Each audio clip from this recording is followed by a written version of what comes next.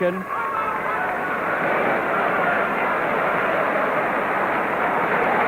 Well, now we're rapidly approaching the halfway stage of the scheduled 15 rounds for the British and Empire bantamweight titles.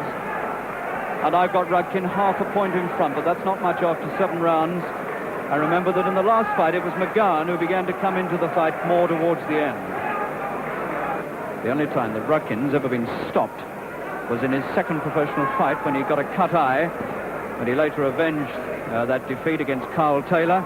It's the only time in his career that he's been stopped.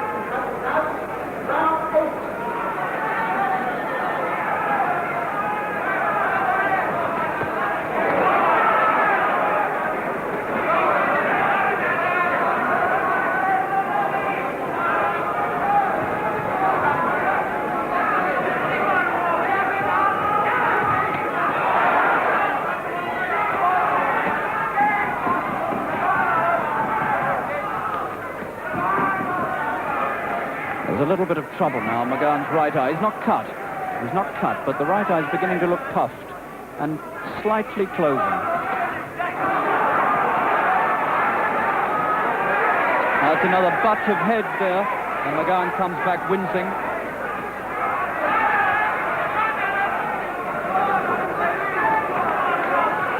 And McGowan has got trouble on his right cheekbone by the look of things. And he's cut. McGowan is cut on the right cheekbone. That was done with that crack of heads. And Rudkin is right on top now. Good right hand from Rudkin. He's really going to work on McGowan. Round 9. Again, it's a big one for Rudkin. Absolutely in command. And he's got him on the floor for the first time. He was over. I don't think it was entirely a slip. McGowan is getting tired. Rudkin now presented with his really big chance. If he keeps this up, the titles are definitely coming back to him.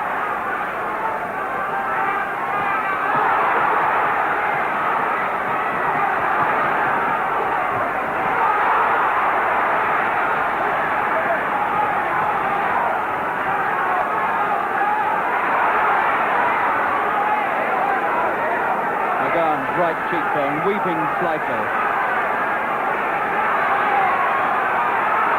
And all he can do in this round is to keep out of trouble. He's doing no scoring.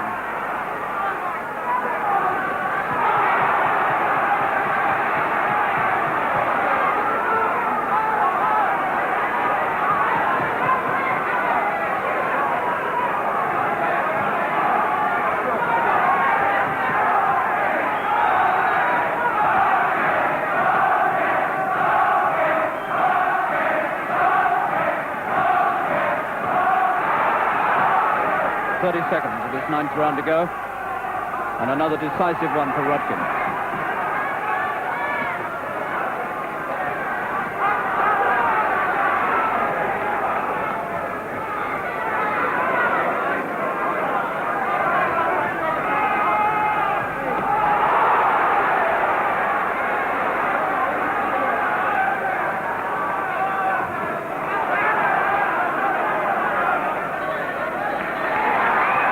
Give each other a sporting pat as they fight.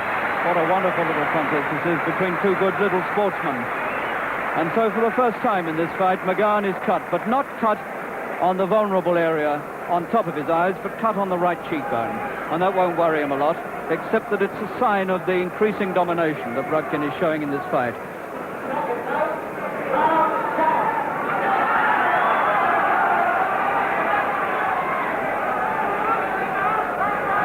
So Rudkin now, one assumes, with a pretty comfortable lead. Almost 2/3 of the scheduled 15 rounds completed.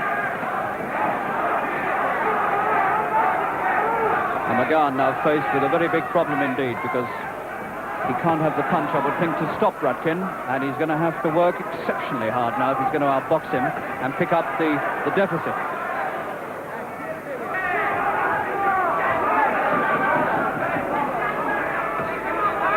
Rudkin now playing the part of the little terrier, worrying McGowan the whole time. He won't let him alone.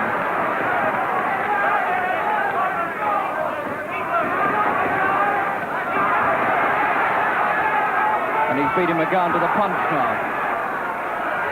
He's faster and more powerful.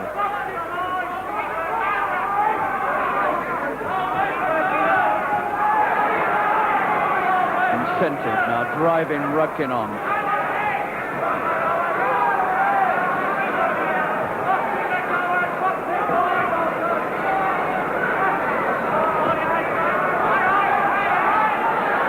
McGowan, I think, is cut again at the end of that 10th round. It looks as though he's bleeding a little worse than he was before.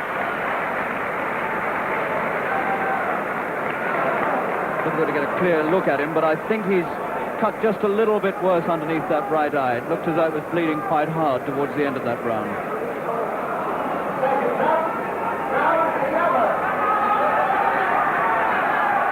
So now we're 2/3 of the way through it, and Rudkin on my card, a clear leader, a very clear leader indeed now. I haven't given McGowan a round since the 4th.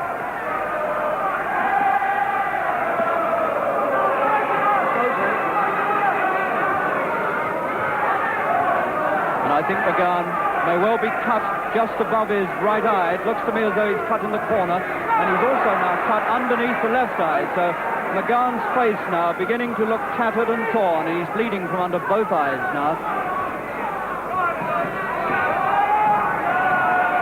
And he really is now beginning to take a little bit of a pasting from Rudkin, who's still strong and powerful and fast. Nice left hook from McGowan. Really has gone hard at it in this round. And he's getting the come-on signal from his corner to keep coming forward.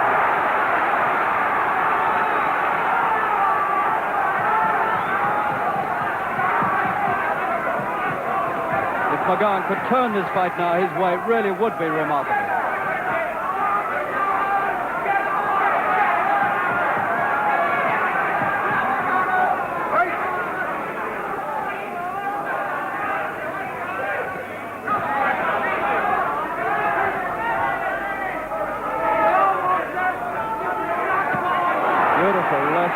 McGowan,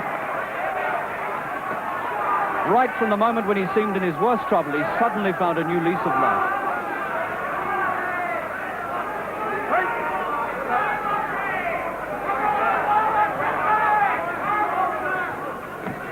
Beautiful jabbing.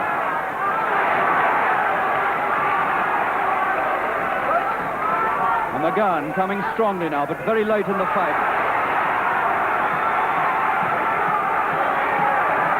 A minute to go in this 12th round.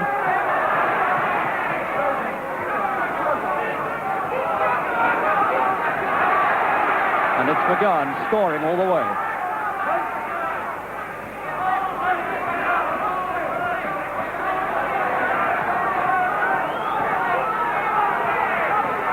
Beautiful punching by the Scot.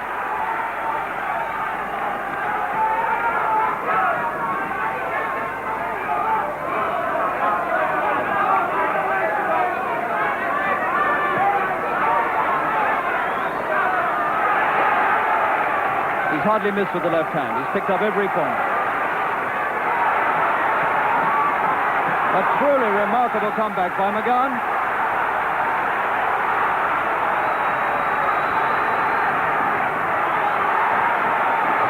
What an exhibition of boxing. There's the bell, and almost nobody could hear it in the noise. What a wonderful 12th round for McGowan. When he seemed to be on the verge of defeat, he's suddenly come right back, sprung right back into the fight. And he's clearly won the 12th, easily the best round he's had. Out-jabbed Rudkin all the way. But he's left it very late, and he's only got 3 rounds left now. Can he save his title? And Rudkin, suddenly, from looking completely dominant, not quite so confident, and beginning to blow a bit.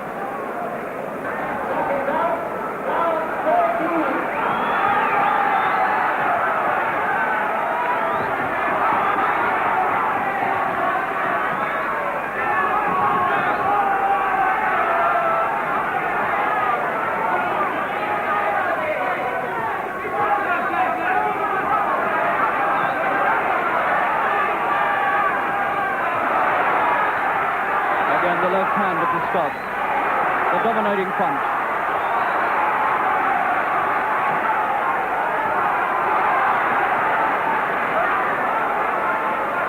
McGowan winks at somebody outside the ring.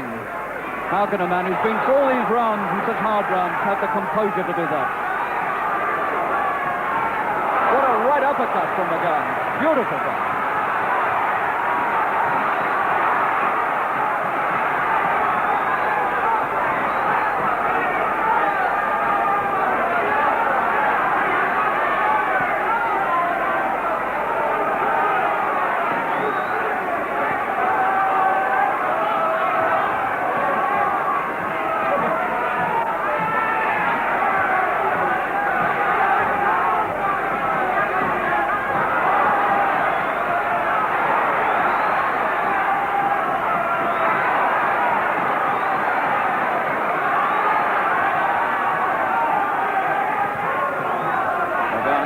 Good round. 15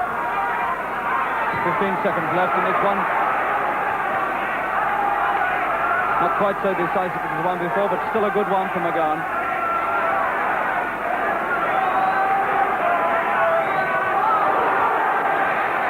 What a fascinating championship this is.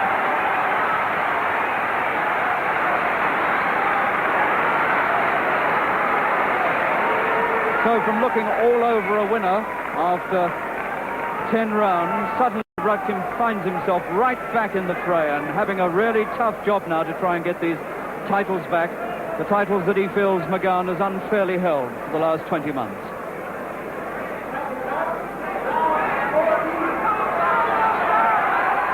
Two rounds to go. And still on my card, Rudkin out in front.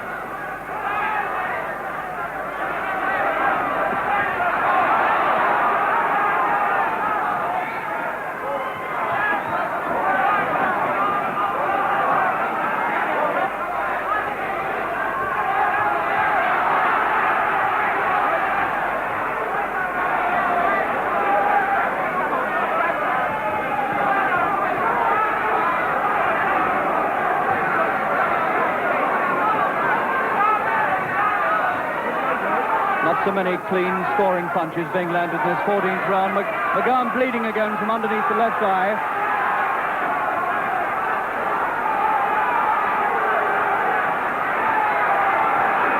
And bleeding badly from under the eye now. McGowan, he's much worse cut now than he was. And I think he may be cut above the eye as well, McGowan. He's bleeding very heavily indeed. In the 14th round, and McGowan looks in a bad way from his left eye. A really bad cut, I think he's got now.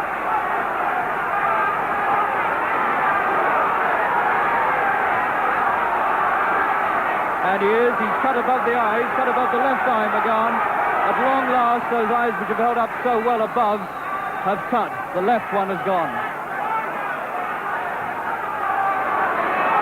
There's the bell. Oh, what a fight this is. What a fight.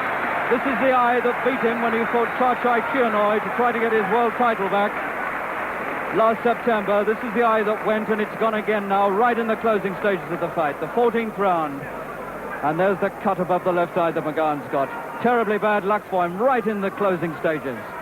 Harry Gibbs, the referee, having a look, but he's walked away, so McGowan is going to be allowed to come out now for the final round in defense of his British and Empire bantamweight titles in one of the great championship battles of recent years.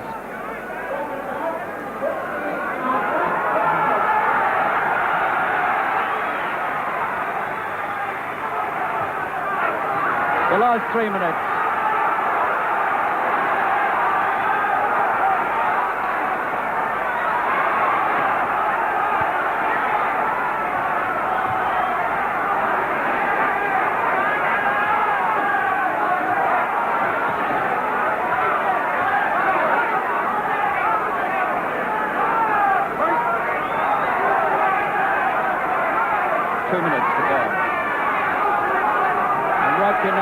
Fighting with that savage intensity, the thought of those titles dangling in front of him, the titles he wants back so badly.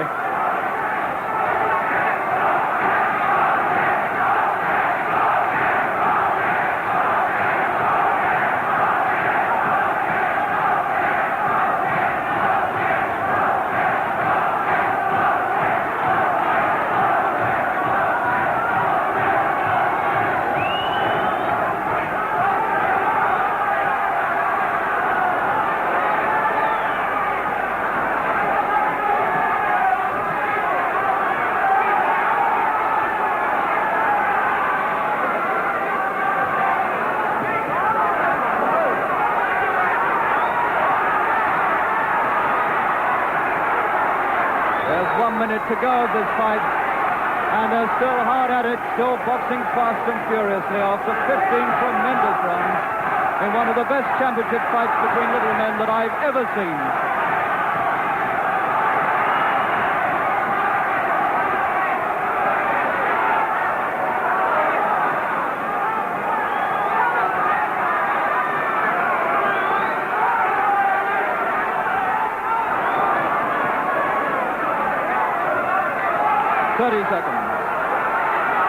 McGowan bleeding from the cut over his left eye again, but not badly.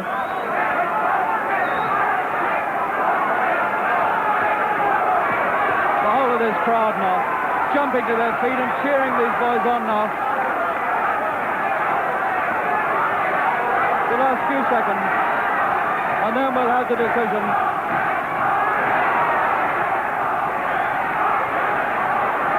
There it is, that's the bell, that's the end, and now it's up to Harry Gibbs. It's up to Harry Gibbs. And Rudkin has got his title back. Rudkin has got his titles back, and everybody's trying to get into the ring. What a scuffle there is around me. They're trying to jump over me and over everybody. But Alan Rudkin is once again the British and Empire bantamweight champion after 20 months in the wilderness. The titles are his once again. What a fight. What a win for Rudkin, and what a performance by McGowan. A truly wonderful, memorable fight.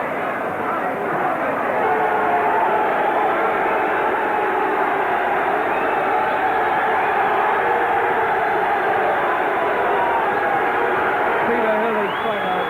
Cheers the new champion, and he takes the applause of his Bellevue crowd. How anybody can boo that, I just don't know. What a wonderful fight. Well, it was a great fight. I thought it was a great fight. I thought it was much better than the first fight. I thought McGowan boxed a lot better, you know. He gave me a lot of trouble in the about the 12th round, and this is when I realised I had to pull my socks up, you know. He caught me with some good shots, and after that, I knew I just had to go in and belt away, you know. After about 10 rounds, I had you a long, long way ahead, and I was surprised how well he came back. Did it surprise you? It surprised me, yeah. You know, he caught me on the wrong foot. I think it was about the 11th or 12th round. He come back very strong. But he caught me with some great punches.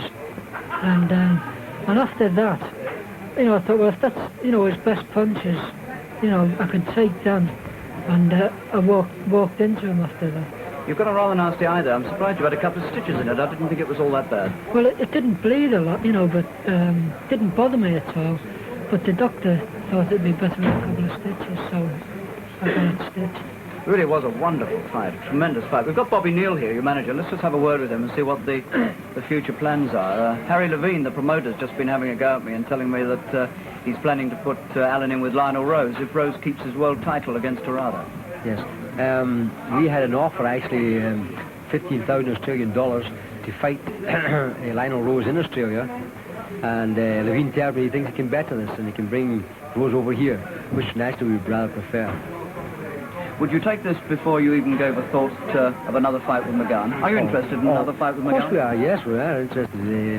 Alan's a professional boxer, and if there's money there, then you'll have money's right. I heard David Coleman on Saturday in Grandstand saying he hoped Vicky Duff didn't kiss you again. Did he kiss you again? Oh, yeah. Yeah, that worked out. You're still just good friends. Oh, yeah, we're still good friends. The two boxers, as Frank Buff told you, already in the ring. So right over to our MC for the night, Nat Bassett. Gentlemen, please. Mr. Chairman, my lords, gentlemen, the Anglo-American Sporting Club proudly presents the main event of the evening, a 10 rounds international bantamweight contest of 3 minutes each round and a match made at 8 stone 9 pounds between the bantamweight champion of the Philippines, Billy Brown,